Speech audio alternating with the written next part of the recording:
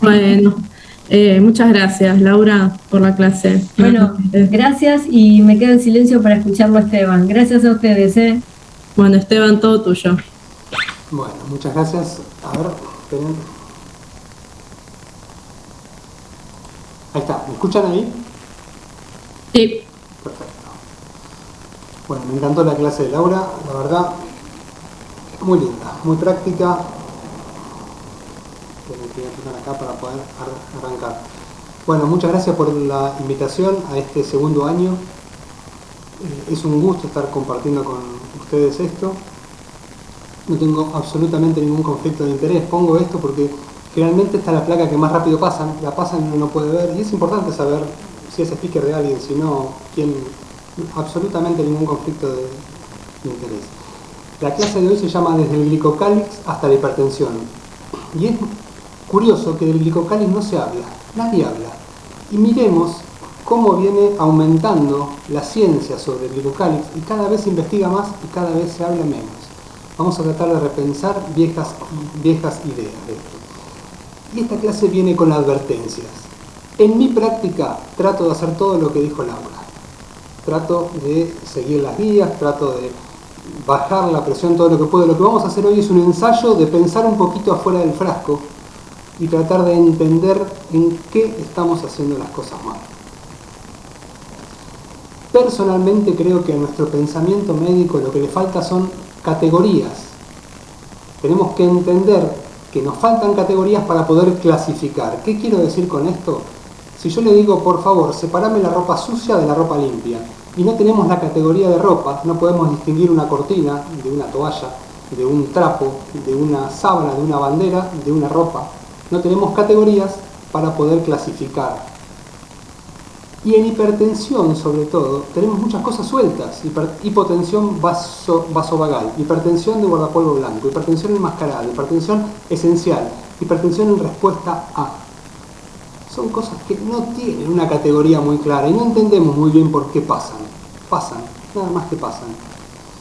Y realmente los médicos, como decían recién, somos muy malos, pero tenemos que entender que somos un fracaso con los factores de riesgo, con las enfermedades crónicas no transmisibles, somos malos, la verdad es esa. Tenemos 70% de la población con sobrepeso u obesidad. 70%, 7 de cada 10. 1 de cada 10 está desnutrido, casi no tenemos gente con un peso normal. Es muchísimo. Y hay ciudades de Estados Unidos que ya tienen el 80%. O sea que vamos, no solamente no estamos mal, sino que vamos mal. A eso le agregamos que hipertensión, tenemos 35% mínimo que saben que son hipertensos, de ahí para arriba. Dislipemias 30%. Y diabetes tipo 2, 13% en aumento, siempre y cuando categoricemos diabetes por glucemia, que es otro de los grandes errores médicos. Hacemos diagnóstico por un marcador tardío, ya tenemos los daños 10 años antes y esperamos que suba para hacer el diagnóstico. Es otra barbaridad médica, algún día nos daremos cuenta de esto. No podemos hacer más diagnóstico por glucemia, es como hacer diagnóstico de neumonía por desaturación. Ya los daños están, pero esperamos que suba la glucemia para hacer diagnóstico. Entonces, resistencia a la insulina, diabetes tipo 2, es un problema, y es un problema que viene en aumento. Y la realidad es esta. Y no solamente es nuestra encuesta de factores de riesgo, sino que este reciente, pero de hace 3 días, el trabajo que sacó Mozafarian, que midió la salud cardiometabólica en los Estados Unidos, usó 5 índices para medir salud cardiometabólica: adiposidad, glucemia, lípidos, presión arterial e historia de enfermedad cardiovascular. ¿Saben qué porcentaje de la población de Estados Unidos tiene salud cardiometabólica óptima? 1 cada 14 personas, 6.8 de la población. Desastroso, desastroso. Si no entendemos los médicos que estamos haciendo las cosas mal, no vamos a cambiar nada y es un peligro, Tanto es así que recientemente se planteó un artículo de opinión, respetable o no, son puntos de vista, que hay que alejar un poquito al doctor, al médico en el tratamiento de la hipertensión. No sé, pero la realidad es que nuestros pacientes, yo quiero sacar esta barra de acá, a ver si la puedo sacar. que nuestros pacientes realmente tienen problemas. Nuestros pacientes tienen mucha mala suerte. Tienen hipertensión, los mismos pacientes tienen sobrepeso, obesidad, los mismos tienen dislipemia, los mismos tienen resistencia a la insulina y por supuesto van a terminar todos con aterosclerosis y eventos. Claro, los médicos más o menos tenemos categoría y agrupamos todo en síndrome metabólico, pero no somos muy categóricos con esto porque tenemos especialistas para cada una de estas, guías de actuación médica para cada una de estas, sociedades científicas para cada una de estas y tratamientos diferentes. Es como si a nuestros pacientes les pasaran cosas distintas y lo vemos desde ópticas distintas. Y peor, responsabilizamos, no me gusta decir culpar porque responsabilizamos al paciente y siempre decimos que no tienen adherencia, y es cierto, pero los pacientes no quieren estar enfermos. Personalmente creo que no estamos entendiendo lo que les pasa y no pueden adherirse a un tratamiento que va contra lo que está, contra la naturaleza, que es lo que vamos a ver ahora.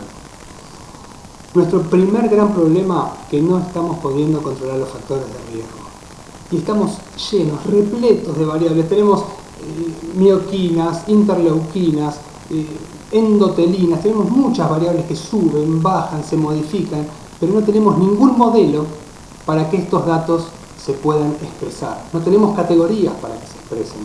Entonces, como no podemos medir lo importante porque nuestro razonamiento no nos permite, lo que hacemos es le damos importancia a lo que podemos medir. Y así es, estamos llenos de variables y escasos de teorías. Vamos a ver con un ejemplo de esto. Si yo les digo que tengo un paciente con remodelado excéntrico del ventrículo izquierdo, dilatación leve del ventrículo izquierdo y aurícula derecha, un score de calcio de más de 300, sabemos que el score de calcio de 0 es un fuerte predictor de ausencia de eventos, y un score de calcio de más de 100, empiezan los problemas, tenemos más probabilidad de eventos. Si a ese paciente le sumamos que tiene incremento de la masa miocárdica con zonas de fibrosis, ¿tiene más riesgo o no? Sin ninguna duda, todos decimos que sí. Pero si ese paciente es Dean Karnazes, que es un ultramaratonista, se muere menos, tiene menos mortalidad cardiovascular. ¡Wow! Y se explota la cabeza. ¿Y cómo encaja esto dentro de nuestro modelo médico? ¿Cómo lo encajamos? Porque la realidad es que es imposible entender esto dentro de nuestras categorías mentales. Dean Karnazes tiene menos mortalidad, excepto los muy ultramaratonistas, que tal vez sea él, no es el mejor ejemplo, pero los deportistas tienen menos mortalidad cardiovascular y tienen todo esto. ¿Cómo explicamos las famosas estrías grasas en la aorta de los fetos, que las estudió Claudio Napoli, que es impresionante leer los trabajos de Napoli? Ya desde que somos fetos tenemos estrías grasas, pero no todas van hacia la aterosclerosis. Algunas quedan ahí, otras vuelven, no sabemos por qué. Algunas siguen y otras no lo entendemos, pero desde que somos fetos están en nuestra aorta y en nuestras arterias. ¿Cómo explicamos? El segundo investigador de Framingham, George Mann, estudió a la tribu Masái y él descubrió que los Masái tenían la misma cantidad de aterosclerosis que los que vivían en Estados Unidos, pero no tenían eventos. Lo mismo se vio con los inuit, se vio con las momias egipcias. Tienen aterosclerosis pero no tienen eventos. Y ojo, estudió añosos porque la mayor mortalidad de los Masái era en la mortalidad cardioinfantil. Eso le daba una expectativa de vida baja, pero los que superaban eso vivían muchos años, 70 años, y no tenían eventos. Sí tenían aterosclerosis. ¿Cómo explica nuestro modelo esto? No lo explica. ¿Cómo explica esto que nos está pasando ahora? Aumentaron los infartos sin factores de riesgo. Del 2006 al 2014 aumentaron del 11 al 27%. Sin factores de riesgo. Gente que creemos que está sana. No lo explicamos. ¿Cómo explicamos esto? Sobrevivientes de cáncer líquidos más que todo. ¿Cómo explicamos que estos pacientes que sobrevivieron a un cáncer sin factores de riesgo tengan más chance de enfermedad cardiovascular y eventos? La verdad que nuestro modelo no lo explica. Y ya lo dijo Osler, esto es porque vivimos con aterosclerosis, pero no nos mata la aterosclerosis, lo que nos mata es la trombosis. Tenemos que entender que los seres humanos morimos de trombosis. La aterosclerosis puede coexistir sin trombosis. Y no tenemos la categoría para entender muy bien esto, porque todos sabemos que hipertensión es más aterosclerosis, más eventos, más infarto, más accidente cerebrovascular, más muerte súbita, bueno, más insuficiencia renal crónica, demencia, insuficiencia cardíaca. Pero algo nos estamos olvidando. Y como digo, para ver el café tenemos que correr la espuma, y de eso les quiero hablar hoy. De esto. Esto que está acá, déjenme poner el puntero. Estos son las células endoteliales. Esto es la luz del vaso. Miren el bosque que hay en el medio. Entre la luz del vaso y las células endoteliales está todo esto. Esto se llama glicocálix. Escucharon hablar muy poquito seguramente. De esto no se habla. No me pregunten por qué. Este es un corte transversal. En general, de entrada, no se hablaba porque desaparecían los preparados. Desaparecía. Es una capa como una espuma de café realmente. Pero existe, y no la podemos olvidar esto. Miren qué linda que tiene. Miren la célula endotelial, miren lo grande que es esto. Hermoso. Y todos hablamos de endotelio. Nadie se olvida de decir que el endotelio es una capa única de células que va a recubrir todas las arterias, las venas, los capilares. Es una barrera física que se interpone para mantener determinado equilibrio y modular respuestas. Entre las respuestas más importantes va a producir óxido nítrico en primer lugar, prostaciclinas y sustancias antitrombóticas. De eso se encarga el endotelio. Y nadie se olvida de hablar de la disfunción endotelial. Es un fenotipo endotelial alterado donde hay una biodisponibilidad reducida de óxido nítrico, más estrés oxidativo, más factores protrombóticos, más proinflamatorios y más vasoreactividad, vasoconstricción, hipertensión, aterosclerosis, eventos. Esto es la disfunción endotelial. Y cuando leemos de esto, vemos siempre estos gráficos. La luz del vaso, las células endoteliales, el estrés, el LDL, los monocitos, los macrófagos, cómo las moléculas de adhesión de las células inflamatorias se expresan, cómo se forma la aterosclerosis. Pero ¿qué pasa ahí? Hay unos magitos. ¿Qué hay en el medio? En el medio de esto está el glicocálix. Y no lo dibujan, yo no sé si es a propósito. Las últimas revisiones de aterosclerosis, las últimas, de los grandes genios de la aterosclerosis, yo lo primero que hago, las descargo. Busco si habla de glicocálix y no habla. Esta reciente, otra de hace días, no habla. No sé, esta sí, la recomiendo, es hermosa y habla de glicocálix. El glicocálix entonces es una estructura hidratada, similar a la espuma del café, por decirlo de alguna forma así gráfica, que va a recubrir todas las células endoteliales, de venas, arterias, capilares, incluso recubre intestino, incluso recubre todas las células de la sangre, todo, recubre todo. Lo que va a tener son proteínas y azúcares. Y algunas proteínas, como el Sindecán, van a atravesar la membrana del endotelio. Esto cumple una función que la vamos a ver ahora. ¿Y qué funciones tiene esto? Vamos a ver porque es interesantísimo. Muchas funciones, muchas. Entre las más importantes, primero es una barrera mecánica y eléctrica. No deja que los elementos formes de la sangre se aproximen al endotelio. Y no solamente mecánicamente, que actúa mecánicamente, sino eléctricamente. El glicocálix tiene carga negativa. Por ejemplo, el LDL, cuando va modificándose por un medio negativo, lo primero que hace no es se oxida, lo primero que hace es modifica su carga, se hace electronegativo. Se hace electronegativo, interactúa con el glicocálix, que es negativo, negativo con negativo, se repelen, y el LDL modificado, que ya empieza a ser dañino, circula por el medio del vaso. Es fantástico, está hecho así a propósito, para que circule por el medio del vaso, para que llegue, ¿a dónde? A sus receptores scavenger, porque ya los receptores normales no lo reconocen más, y circula hacia los receptores scavenger y es eliminado del cuerpo. Así funciona el sistema. De esto no se habla, no sé por qué no se habla. Y no solamente LDL, muchas sustancias por carga eléctrica reaccionan con el glicocálix. La primera función es una barrera. La segunda función, esta es apasionante, es un buffer de sodio. Es un amortiguador del sodio ingerido. El glicocálix es electronegativo, dijimos, el sodio es electropositivo, Si tenemos un glicocálix sano y comemos mucho sodio, a donde primero va a ir es al glicocálix, lo va a absorber el glicocálix. Si esa ingesta no es tan alta, no pasaría nada, ni se entera el riñón. Miren que es el paso previo de lo que estamos hablando. Si el sodio es muy alto, se empieza a dañar el glicocálix y se daña, y se termina destruyendo. Entonces, altas concentraciones ocasionales de sodio son amortiguadas por el glicocálix. Altas concentraciones sostenidas de sodio disminuyen el glicocálix, dan menos óxido nítrico, liberación endotelial de citoquinas, que van a ser proinflamatorias, ya se empiezan a adherir los monocitos a la pared, empieza el problema. Una de las funciones es buffer de sodio. Yo la verdad que lo escucho, y es antes del riñón eso. Otra función es un amortiguador de radicales libres.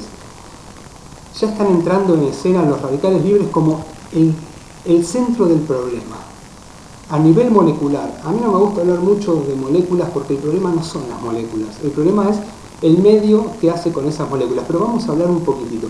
El problema de la hipertensión, el problema de la aterosclerosis, de los eventos, es un estrés oxidativo, entonces hay muchos radicales libres. Y el glicocálix tiene las enzimas antioxidantes como la superóxido dismutasa dentro. Cuando circulan radicales libres por el medio del vaso, a donde primero se van a ir es al glicocálix y donde segundo se van a ir es al LDL, a la ApoB del LDL. Son los dos principales buffers de radicales libres circulantes.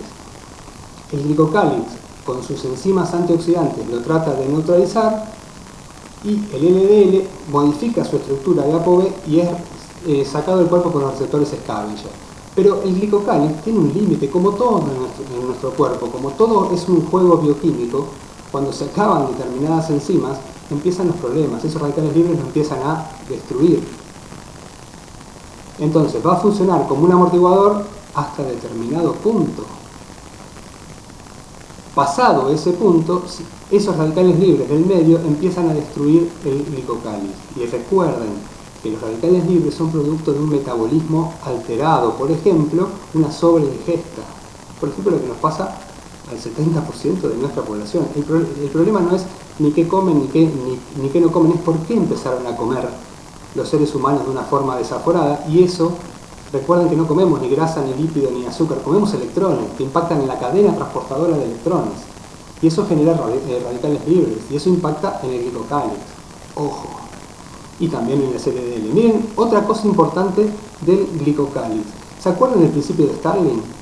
Las fuerzas hidrostáticas y oncóticas eran las fuerzas de Starling que determinaban el flujo de los iones a través de las membranas. Bueno, fue remodificado, les dejo el video ese que está ahí, que es difícil pero interesante, porque el modelo tradicional no tenía en cuenta el glicocálix. Lo remodificaron y cambió bastante el principio de Starling.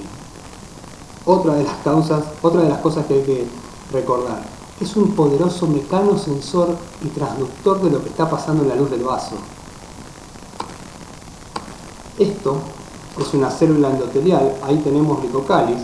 Del glicocálix, principalmente del silicán, nacen unas fibras de actina, de tubulina, de mucina, que van a llegar hasta el núcleo de la célula endotelial, hasta el retículo endoplasmático, y van a producir las diferentes cosas que necesita producir la célula endotelial para la salud del vaso. Pero lo que va a comunicar es esto. Si quieren saber más, este artículo es hermoso, les nombra todas las cadenas que uno las lee y se las olvida cómo sigue todo. Pero es importante entender que no hay un maguito, es el glicocálix el que le dice a la célula endotelial lo que está pasando en la luz del vaso. Y ahí va a producir, entre otras cosas, óxido nítrico. También va a producir vía PECAM prostaglandinas, pero sin glicocálix no hay óxido nítrico, recordemos eso. Y sin glicocálix hay disfunción endotelial. Tampoco hay prostaglandinas. Otra de las funciones es el encargado de determinar cuándo tienen que pasar las células inflamatorias o no. La inflamación, a mí me molesta mucho cuando hablan de inflamación y la culpan de todo. La inflamación es una vía que está ahí con una función. Es una vía normal que puede estar anormal o normalmente activada. En nuestros pacientes crónicos está crónicamente activada y ese es el problema, pero es el glicocálix el que va a determinar, expresando moléculas de adhesión o no expresándolas o no estando, el que va a producir que las células de la inflamación pasen al endotelio. Con glicocálix intacto no hay inflamación. Otra de las cosas claves es clave en la coagulación intravascular. Dentro del glicocálix va a estar la antitrombina 3, el cofactor 2, la trombomodulina, el inhibidor de la vía del factor tisular. Recordemos que es casi imposible una trombosis intravascular con glicocálix intacto. Los seres humanos morimos de trombosis y con glicocálix intacto es casi imposible. Y dijimos que sirve para la coagulación, también sirve para los lípidos. La lipoproteína lipasa va a actuar en el glicocálix. También sirve para la angiogénesis y dijimos que también sirve para la inflamación. Otra de las cosas importantes que la rigidez arterial con la edad se va a relacionar con la pérdida del glicocálix. Si retrasamos la pérdida, va a mejorar la rigidez arterial. Un dato importantísimo, no hay aterosclerosis si el glicocálix está intacto. LDL puede atravesar por transitosis, sí puede, pero es un 10%. Y que atraviese LDL solo, a lo sumo nos da una estría grasa si se encuentra con algún macrófago o alguna célula muscular lisa que lo fagocitó. Pero no sigue la cascada inflamatoria, no se activa, entonces queda ahí.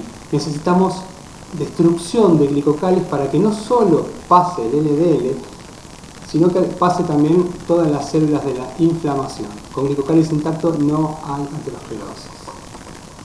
Y el glicocálix está todo el tiempo formándose y destruyéndose. Depende mucho del shear stress. En las zonas de bajo shear stress es donde se pierde el glicocálix. Bajo shear stress es donde se pierde el glicocálix. Si el metabolismo de ese paciente es sano, se vuelve a regenerar rápido. Si es un corredor, mientras corre, genera radicales libres, aumenta la presión, lo pierde, en determinadas zonas del árbol arterial puede desarrollar aterosclerosis, pero cuando termina de correr se vuelve a regenerar porque el metabolismo es sano, no hay ni mucho sodio ni hay muchos radicales libres, se vuelve a formar y corta la cascada inflamatoria. Tenemos aterosclerosis, pero no tenemos eventos. Por eso es lo que explica lo del deportista. LDL necesita sí o sí que baje el glicocálix, si no, no pasa. Y esto lo demostró Tarbell. Hay muchísimo trabajo de Tarbell, que es hermoso leerlo y las fotos que tiene. Ligó las carótidas de ratas e indujo aterosclerosis, pero siempre condición sine qua non, pérdida del glicocálix previa. Entonces, con glicocálix intacto no hay hipertensión. Nunca en medicina no hay nada, ¿no? Pero con glicocálix intacto no hay aterosclerosis y con glicocálix intacto casi no hay eventos. Esto lo tenemos que repetir como un mantra. Entonces, el segundo problema que tenemos los médicos, nos estamos olvidando algo fundamental en nuestra fisiopatología. Y ese algo es lo que explica tantas paradojas que tenemos. Nuestro modelo no explica esto y tampoco explica esto. ¿Por qué los pacientes con artritis reumatoidea tienen menos LDL y más aterosclerosis? Y por la inflamación. Sí, bárbaro. ¿Pero por qué? ¿Por qué los pacientes con psoriasis tienen más aterosclerosis y más eventos con mismos factores de riesgo? Ya se demostró que los pacientes que tienen psoriasis tienen menos producción de glicocálix. Pero el glicocálix tampoco explicaría inicialmente otras paradojas que vemos en la hipertensión. ¿Por qué las experiencias traumáticas en la infancia tienen más hipertensión de grandes? Y hay bastante publicado de esto, ¿no? ¿Por qué los inmigrantes en Estados Unidos asiáticos que están preocupados porque los deporten tienen más hipertensión? ¿Por qué esos mismos inmigrantes, cuando están cómodos en un vecindario y se sienten incluidos, tienen 46% menos hipertensión? Más que cualquier fármaco. Estamos hablando de algo importantísimo. Más que cualquier fármaco. La integración de una persona en un medio social le mejora más que cualquier fármaco de hipertensión.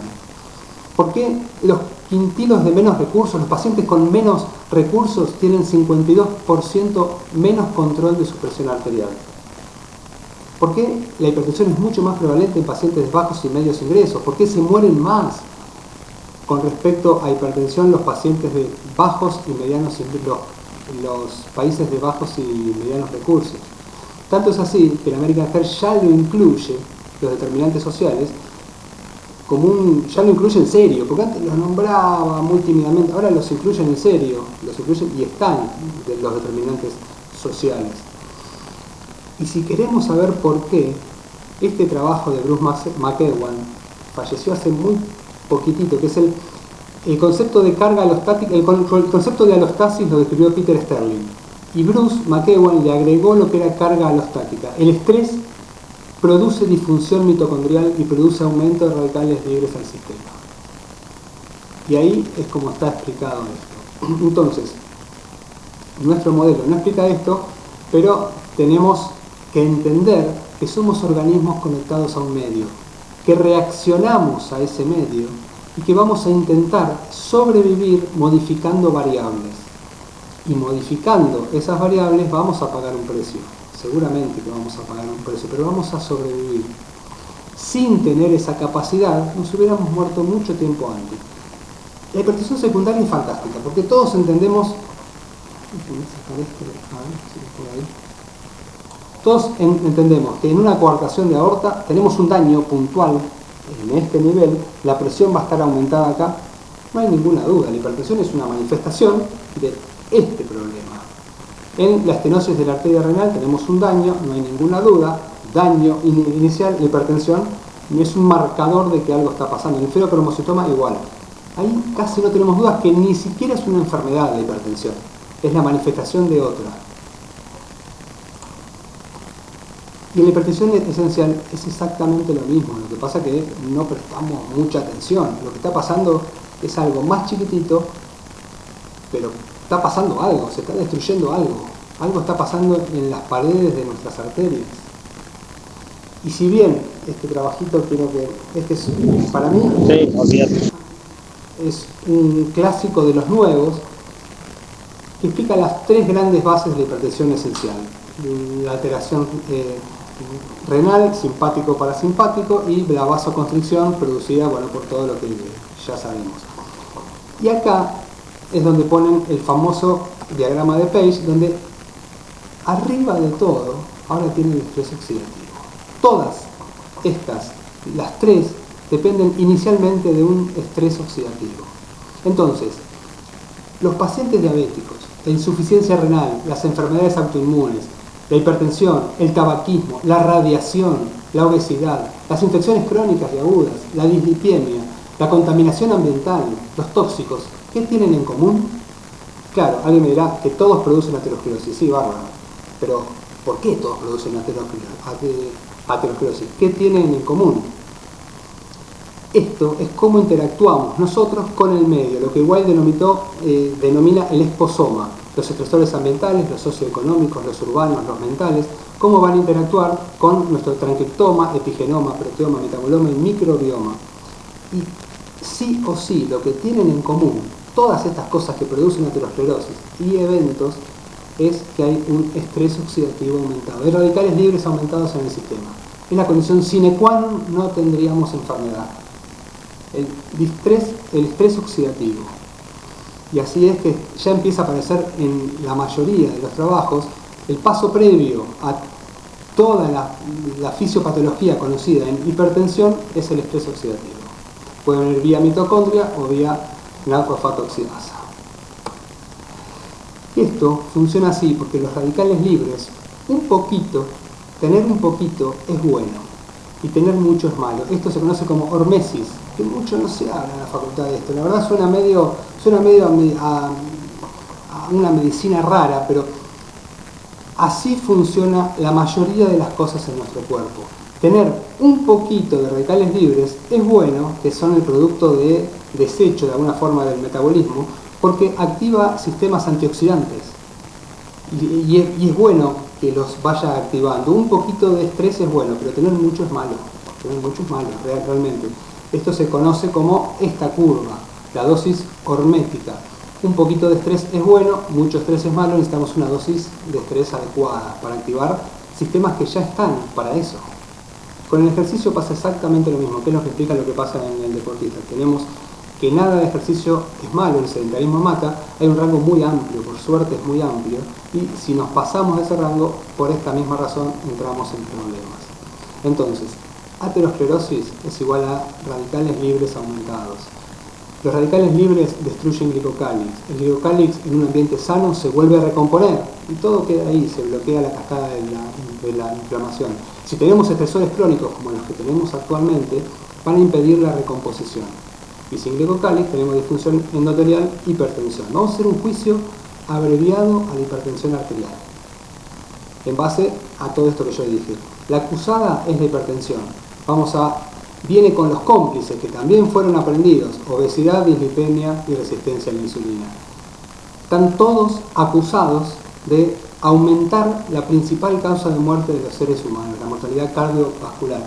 Van a producir más eventos, más infarto y más accidentes cerebrovascular, más demencia, y se nos escapó el cáncer, que participa dentro de la misma banda, pero bueno, no lo metimos. Acá le pido al juez que la hipertensión secundaria me entienda que la hipertensión secundaria es un síntoma, no es la enfermedad en sí misma, es una manifestación. No puede no estar ahí si hay una coartación de aorta, si hay una estenosis de la arteria raneal, si hay un ferocromocitoma, no puede no estar ahí, la verdad es esa. Y encima, porque está ahí, nos sirve para alertarnos que pasó eso. Por lo tanto, bendita hipertensión secundaria, porque nos va a alertar. Ahora vamos con la hipertensión esencial. Voy a decir lo mismo: la hipertensión esencial es un síntoma de lo que está pasando, es una manifestación. Es imposible que no esté ahí, porque estamos haciendo algo, estamos aumentando el estrés oxidativo. Por suerte nos puede alertar que está pasando algo, que algo no funciona, porque el glicocálix no duele, debería doler. Si el glicocálix doliera, se nos acabaron los problemas, pero no duele. Entonces, la forma que manifiesta el dolor, ese endotelio, es por la hipertensión. Es la forma que nos dice que algo está pasando. Ahora, podemos entender lo que le pasa a Dean Karnazes, podemos entender un poquito más esas paradojas y entender que la respuesta al elevar la presión es una capacidad bendita que está ahí, que nos sirve para el ejercicio, nos sirve para el miedo, para la concentración. Por suerte tenemos la capacidad de poder elevar o disminuir la tensión acorde a lo que está pasando en el medio. Es una bendición eso, si no estaríamos muertos. Esto explica un poquito, entenderlo de esta forma, qué es la hipotensión vasovagal, qué es la hipertensión de guardapolvo blanco, qué es la hipertensión enmascarada, qué es la hipertensión esencial. Este es un mapa de un paciente mío en el 2015 que jugaba River Boca. Miren lo que pasó en la hora del partido. Y es esperable, y es bueno que pase esto. Es bueno, él era hincha de River, es hincha de River. Y es bueno que pase esto, es una reacción al medio. Algo estaba pasando en su medio que a él lo movilizó, sus sensores detectaban un problema y su presión reaccionó, por suerte reaccionó. No que no hubiera reaccionado, hubiera sido un problema. Y esto lo entendemos así. Este es un gráfico mío, así que no me crean mucho. La curva roja es hipertensión. Si tenemos un estresor prolongado en el tiempo, hasta determinado tiempo, responder elevando o bajando la presión es un signo de mayor salud. El individuo más saludable es el que responde al medio, por supuesto, es el que responde al medio. ¿Hasta dónde? Hasta donde empieza a deteriorar el glicocálix. Acá entramos en un juego donde se restaura el glicocálix o no se restaura de acuerdo a la salud metabólica del paciente.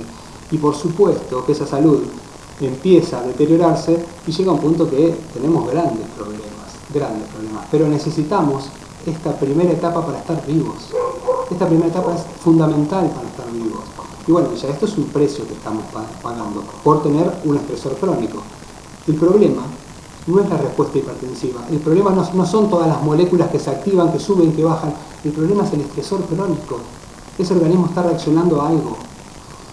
Muestro siempre la foto esta. Esto es un árbol de la Patagonia. Un médico tradicional lo agarra y dice: y este árbol está enfermo, vamos a ponerle una medicación a las raíces que hagan que las ramas que crezcan hacia la verticalidad con una P significativa. Y sí, está bárbaro. O otros más drásticos hacen acá una cuña y un reinjerto. Este árbol no está enfermo. Este árbol, si no se hubiera torcido así, no hubiera sobrevivido a los fuertes vientos que hay en esta zona. Y tal vez miles de árboles de acá no sobrevivieron. Este árbol es un árbol que se adaptó a su entorno. Somos lo que somos porque estamos a donde estamos. Y lo mismo que pasa con la hipertensión, sucede con la resistencia a la insulina, con la dislipemia y con la obesidad. Este es otro gráfico mío. Tal vez la hipertensión sea el que menos inicialmente es más útil, pero más rápido se nos deteriora el sistema. La obesidad cumple una función que lo vamos a ver ahora, la resistencia a la insulina y la dislipemia también cumplen una función. Esta modificación de variables, en este caso tensión arterial, el set point de peso, insulina o LDL en sangre, se modifica, por suerte que se modifica, porque son reacciones al medio. ¿Hasta dónde se modifica? Hasta lo que denominamos carga alostática. Ya empezamos a pagar un precio por eso. El precio puede ser aterosclerosis, puede ser artrosis en la obesidad, puede ser daño por la resistencia a la insulina, ya empieza a subir la glucemia, por la dislipemia pagamos con aterosclerosis. Y si el estresor sigue en el tiempo, pagamos lo que se llama sobrecarga alostática, eventos y muerte. Vamos a ver algunos ejemplos. En la hipertensión tenemos la capacidad de elevar la tensión arterial para sobrellevar un estresor. Tenemos todo un sistema fisiológico para soportar la actividad física, el estrés, el miedo, la angustia. Si lo bloqueamos con fármacos, tenemos problemas. Los pacientes andan mal, se mueren mal, ya lo sabemos. La obesidad es la capacidad de acumular como reservas grasas exceso de sustratos oxidables, exceso de comida. ¿Para cuándo? Para ser usados cuando no haya comida. Y un ejemplo de la capacidad de no tener esto es la lipodistrofia generalizada o el síndrome de Berardinelli-Say. Son niños que mueren a los 20 años de síndrome metabólico y son flaquitos porque no tienen adipocitos. Y mueren, se les tapan todas las arterias y se mueren. No tienen la capacidad de reaccionar al medio. El problema es el medio. Algo está pasando que los seres humanos empezamos a comer más. Bueno, veamos qué es eso. No busquemos más dietas. Veamos qué nos está haciendo comer más. La resistencia a la insulina, igual, hasta es fisiológica en la adolescencia, en el embarazo, en la sobreingesta. Es bueno que pase eso. Tenemos que tener resistencia a la insulina en estos escenarios. Claro, que si cambiamos el escenario y lo hacemos crónico, y bueno, ningún sistema va a aguantar eso, ningún sistema. Y la dislipemia es la capacidad de elevar los lípidos sanguíneos o para aumentar el transporte, como pasa en los primeros meses de embarazo, o para aumentar las lipoproteínas como aceptores de radicales libres, que también pasa en el embarazo eso. Ojo, en el embarazo la embarazada duplica su LDL. ¿Por qué? ¿Porque quiere matar al feto? No, porque necesita mucho lípido para formación de membranas y síndrome nervioso, y necesita que en ese momento no circulen radicales libres, porque es cuando más vulnerable es el ADN del feto. No pueden circular radicales libres y hace lo que puede el cuerpo. Y en la lactancia igual. Nacen con un LDL de 20, sí, lo que dicen todos, sí tiene 20 cuando nace, pero empieza a tomar teta y tiene 100, lo multiplica por 5, porque también tiene una función y no es malo que esto pase. Estas variaciones de estas variables que se modifican acorde al medio, tiene que estar así, y así funciona nuestro sistema. Entonces, lo que yo les propongo, esto es para jugar, tomémoslo con pinzas, esto no es una propuesta mía, pero no, es para cambiar un poco la forma de pensar, no está en ningún lado. La hipertensión secundaria parte de un daño, tenemos un daño y vamos hacia más daño. Entonces, acá sí tenemos que trabajar sobre el individuo. En la hipertensión esencial se activan distintos mecanismos para sobrellevar un estresor. No partimos de un daño, vamos hacia el daño, pero no partimos de un daño. Son mecanismos fisiológicos que tienen que estar ahí normalmente. Entonces, podemos dividir los factores de riesgo. Tampoco me crean esto, esto es una propuesta de trabajo, podemos conversarla, debatirla. En los factores de riesgo con daño, la diabetes tipo 1, hay un daño puntual de las células beta del páncreas, no hay insulina. Se acabó la insulina, tenemos que dar insulina, trabajar sobre el individuo. ¿Por qué? Porque hay un problema puntual. En la obesidad por déficit de leptina, por ejemplo, hay muchos tipos de obesidad secundaria. Tenemos que darle leptina porque ese bebé no tiene leptina. En la dislipemia heredofamiliar hay un gen alterado que hace que el LDL esté en 300 y no puede modificar ese LDL ante las variaciones del medio, está rígido. En la hipertensión secundaria tampoco puede, porque hay un daño puntual. En cambio, en los factores de riesgo predictivos o contextuales, no hay ningún daño inicial, son mecanismos funcionando normalmente a un estresor del medio. En la obesidad, como el 95% de nuestros pacientes, en la diabetes tipo 2, resistencia a la insulina primero, en la hipertensión es esencial y en la dislipemia metabólica. No hay ningún daño inicial. Lo que parece un error, no lo es. No hay ningún error. Es más, está para disminuir el error. Son intentos del cuerpo de sobrellevar un estresor. ¿Qué me estás diciendo, Esteban? Vos me estás diciendo que la obesidad, la diabetes y la hipertensión esencial y la dislipemia metabólica son buenas, sí, inicialmente sí. Y vemos lo que se conoce como esto. Esto pasó en la Segunda Guerra Mundial. Empezaron a estudiar los aviones que volvían a la base, a dónde tenían los tiros. A dónde tenían los tiros. Y a dónde tenemos que reforzar estos aviones para que no se caigan. Y vieron que los tiros estaban en las alas y en el fuselaje. Bueno, dijo alguien, ¿vamos a reforzar las alas? No. Lo que tenemos que reforzar es los lugares donde no hay tiros. Esos son los aviones que no llegaron. Es el sesgo del superviviente. Y lo que estamos viendo acá son muchas variantes, muchas variaciones fisiológicas. Aumenta la presión, aumenta el peso, aumenta el colesterol, en respuesta a, eso se llama alostasis, que es diferente a homeostasis. Es cómo el cuerpo modifica sus puntos de seteo para sobrellevar un estresor. Entonces, ¿dónde tenemos que actuar nosotros? Nosotros actualmente estamos actuando en la carga fisiológica, en la primera parte de eso. Nuestros tratamientos son útiles, pero no son suficientes. Nos estamos peleando contra variables que se modifican por algo. Por eso no podemos controlar los factores de riesgo. Queremos bajar artificialmente la presión, queremos bajar artificialmente el peso. Ahora hay una medicación nueva para el peso, me parece lo más atroz que hay. Algún día podemos discutir eso. Tenemos que tratar la causa raíz.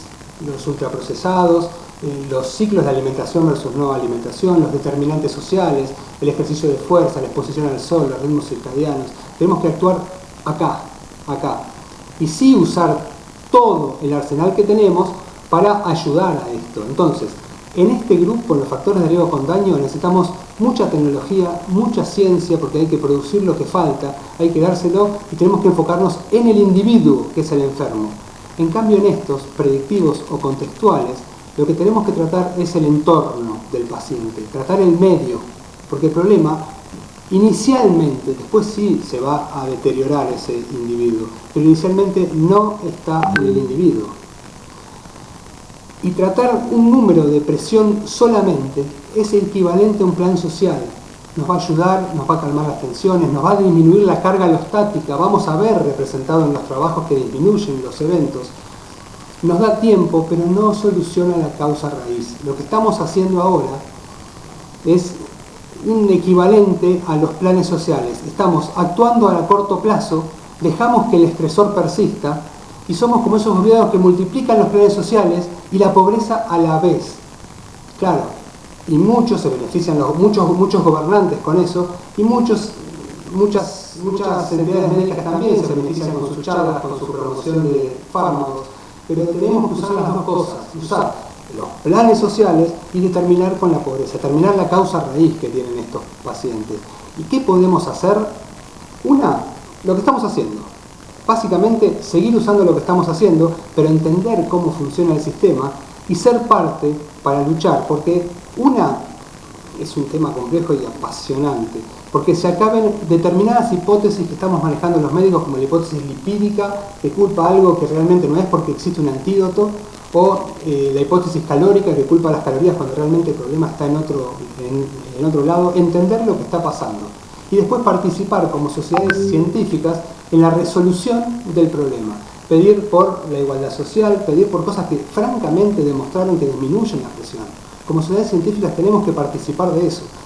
A mí personalmente esa cuestión política no me gusta, pero tenemos que participar porque es mejor que cualquier fármaco, usar todo el arsenal que tenemos, fármacos, y exigir por esto. Dijo Immanuel Kant, la ligera paloma que siente la resistencia del aire, que surca al volar libremente, podría imaginarse que volaría mucho mejor aún en un espacio vacío. Lo que no sabe es que el aire que resiste su vuelo es lo que la sostiene. Nosotros estamos viendo en muchos de nuestros factores de riesgo cosas malas que inicialmente no son malas, no están resistiendo nuestro vuelo, al contrario, nos están ayudando. Tenemos que entender el sistema para poder usarlo a nuestro favor. No los molesto más y hasta acá llego. Bueno, Esteban, está corriendo Vicky, pero nada, siempre que te escucho opino lo mismo que